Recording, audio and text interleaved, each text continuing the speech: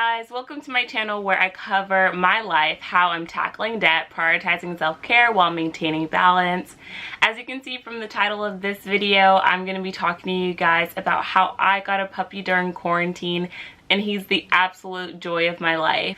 This is my first time being a dog parent, and if you're thinking about being a dog parent or you are also a first-time dog parent, I think the next two videos that I post will be extremely helpful. I had so many challenges in the beginning, and I think a video like this would have been extremely helpful. So if you're interested in watching, stay tuned. First off, let me go run and get Denver just so you guys can see him. This is Denver. He is my little teddy bear. He's a little furry right now because the vet doesn't recommend that he gets cut until he's 6 months. So I guess I can just kind of talk to you guys. This can kind of be a chit chat about just my experience so far. I got Denver on August 29th, which is a little over 2 months now. And when I got him, he was only 9 weeks old. The morning of was super crazy and super spontaneous. I think by far it was one of the spontaneous things that I ever done. I've wanted a puppy for over 20 years now, and I'm so happy that I have one. It was a long time coming, and I'm just really excited to have one. So I just wanted to talk about the morning of. It was super spontaneous. Over quarantine, I've been trying to convince my parents in tidbits like, hey, I'm really ready for a dog. You know, I can pay for it. I can take care of it. I even like started doing these like walks around my backyard for a few days just to show them that I'd be willing to take on the responsibility. And it was a crazy and spontaneous morning. I literally woke up and I was scrolling on the internet in my bed, and I came across a picture of Denver. At the time his name was Dice, but he was only 9 weeks old, so I felt comfortable changing his name.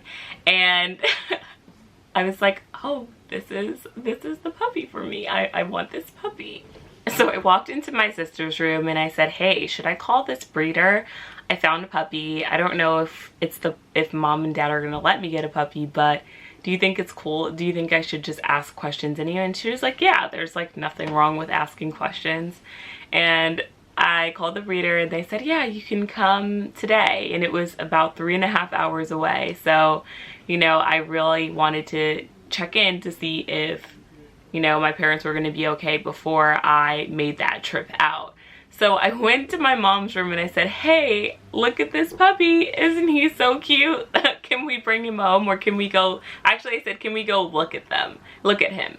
And she was like, okay, yeah, let's go look at him. I had a good feeling that I was going to bring him home. So I rushed to Petco and just got a few things, and I'll make a separate video to just 10 things that you need to have if you're going to bring your puppy home. A question that I always get is, how much was Denver? And brace yourself, he was $2,700, but I felt like that was a reasonable price. I mean, because all the toy poodles that I researched previously ran around $5,000 or $6,000, so I felt $2,700 was actually at a discount. I know some people may say, oh, you know, you should have adopted or you should have gotten a rescue, but it personally wasn't something that would fit my lifestyle. My parents had a few parameters around the dog that I was able to bring home. One, the dog had to be hypoallergenic, the dog couldn't shed, and the dog had to stay small. So a red toy poodle was the perfect dog, and there aren't that many red toy poodles or hypoallergenic dogs that stay small and don't shed that are readily available in rescues or adoptions. Where you get your dog, I think, is a personal choice. I know people think, oh, you shouldn't get a dog from a puppy mill, you should rescue, you should adopt. It just wasn't something that I felt would fit my lifestyle. Just being a first-time dog owner, I wanted to make sure that I was able to just grow up with the dog. As I learn, he would also learn. Additionally, I live with 4 other people, so I wanted to make sure that the transition was smooth for everyone. There could be an instance where, you know, dogs may not like females. There may be an instance where dogs don't like males. There may be an instance where dogs don't like children just because of past experiences. So I just wanted to have a blank and clean slate, so I decided to get Denver. So like I said, I had to drive 3.5 hours away. My sister was gracious enough to drive on the way there. And once we got there, there were 2 dogs left, Denver and his sister.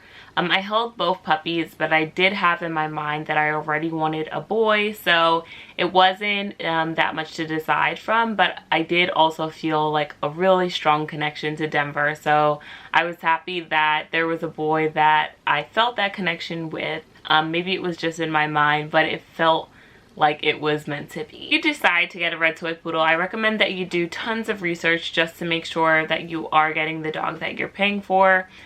Denver is a red toy poodle, which is extremely rare.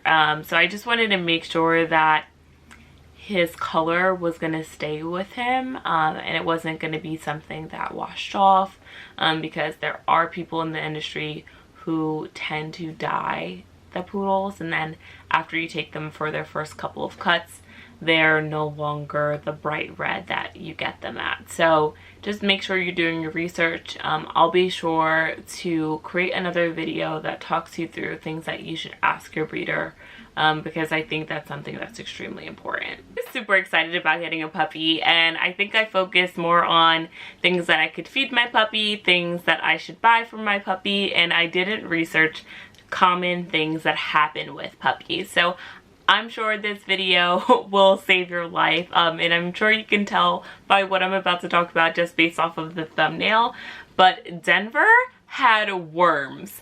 I'm gonna insert a clip right now just so you guys can see what we had to deal with.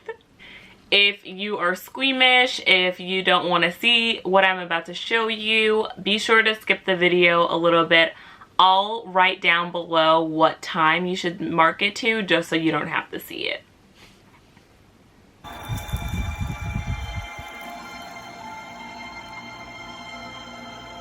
So yes, Denver had worms. Honestly, I feel like I would have completely missed it if I just wasn't being super attentive.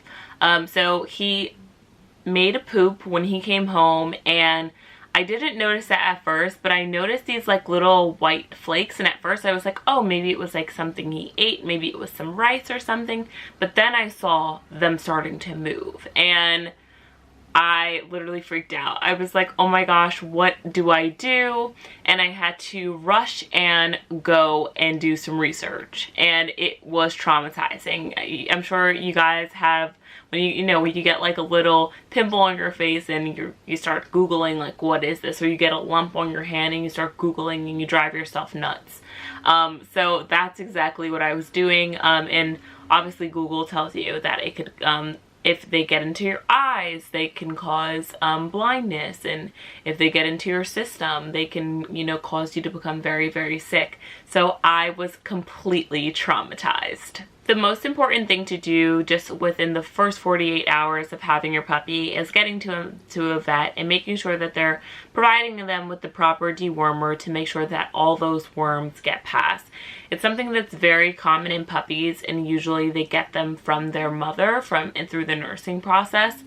My puppy had 2 sets of dewormers. However, when I got to the farm, I noticed that the puppies were still nursing from the mother, so although they had dewormer in their system, the worms were just going back inside of them just because they were still nursing. It was super counterproductive. I don't know why the breeder didn't think that one through, but it's something that I did notice afterwards. So I have 2 pro tips for you guys. The first one is to set your vet visit ahead of time. Vet visits are super, super hard to come by, especially during these times with everybody trying to make sure everyone is social distancing. So make sure you set it ahead of time. The second one is to have your insurance policy for your pet in place beforehand. I don't know if you're thinking about getting insurance, but I thought it was beneficial just because of the cost analysis that I did. And if you do get a policy, there's typically a 15-day waiting period. So you'll have to wait 15 days before the policy kicks in. I'll do a separate video on insurance policies for pets and how I decided on the policy that I chose. Another thing to think about when you're bringing your puppy home is to look at the puppy's food. On the bag, you'll see whether the food has grain or not. Typically, you could just look at the ingredients. However, sometimes on the bag will have a grain-free label. If you see that, start to run. Last year, the FDA came out with a statement saying that grain-free food has caused heart failure in some dogs. The first night that I had Denver home, I actually purchased grain-free food, but when we went to the vet the following day, she recommended that not to feed it to him just because of the heart failure issues, so I would recommend to take that out of your dog's diet. Ironically, when you go down the dog food aisle, most dog foods are grain-free. It's kind of crazy, so make sure you're just paying extra attention and you pick up the one that has grain in it. I love Denver so much and I want him to be around for as long as possible. So stay away from grain-free if you can. Be sure to consult your vet because obviously I'm not a vet, but I've heard it from multiple people to stay away from it. So I'm just letting you guys know as well. Another care tip is that dogs are not humans. They don't need to be bathed every single day. I bathe Denver once a month, so make sure you aren't drying out your dog's skin because that can cause dry skin and dermatitis, and you don't want to have to deal with any of those skin issues. As a maintenance, I utilize dog wipes. I'll just show you guys what I have look like. These are them. And I wipe off Denver's paws, his wee-wee, his butt when he poops, just to make sure he's not tracking any of that in the house. And also they do have some type of deodorizer as well, so say if he is starting to smell like a dog, I'll just wipe him down a little bit and that usually helps the last couple of days right before his next shower. This update, I thought it'd be cool to tell you guys what Denver's been up to and what he's learned to do since he's been here. So Denver's learned to heel and sit, which I'm very excited about, although he is very smart and almost too smart for his own good. He'll only heel and sit if I have something in my hand to give him. So, I mean, sometimes he'll do it if I don't have anything in my hand, but it's usually when he wants something. So say if he wants to get on the bed, right? If I tell him to heel and sit, he'll do it because he wants to get on the bed. But like, say if we're just in my room and I'm like, sit Denver, heel Denver, he'll like sniff, like to see, do you have something for me? Like, do you have something to give me for me to justify healing and sitting? So I think that's really funny. So I definitely have to work on that. Another thing that he's doing now that he didn't know how to do is running up the steps, or walking for that matter, and also jumping on the couch.